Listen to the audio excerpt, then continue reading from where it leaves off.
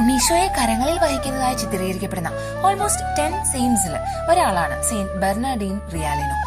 ഒരു ക്രിസ്തുമസ് രാത്രിയിൽ അദ്ദേഹത്തിന് ലഭിച്ച ദർശനമാണ് ഇതിന് കാരണം. ഒരു നോബൽ ഇറ്റാലിയൻ ഫാമിലി ബാക്ക്ഗ്രൗണ്ടിൽ നിന്ന് വന്ന് ബോത്ത് സിവിൽ ആൻഡ് കാനൻ ലോസിൽ ഡോക്ടറേറ്റ് നേടി വെറും 26-ാമത്തെ വയസ്സിൽ ജഡ്ജിയായും ചീഫ് ടാക്സ് കളക്ടറായും മേയറായും ഒക്കെ സേവനം ചെയ്ത Realino became noted for his legal brilliance and learning.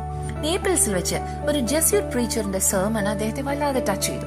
തുടർന്ന് ഒരു റിട്രീറ്റില് ഡിസേൺമെന്റ് പ്രോസസ് കഴിഞ്ഞ് ഒരു ജെസ്യൂട്ട് ആകാൻ ചേർന്ന അദ്ദേഹം പിന്നീട് spend most of his life going from place to place preaching parish missions. Through the years, he dedicated himself to pastoral care of people.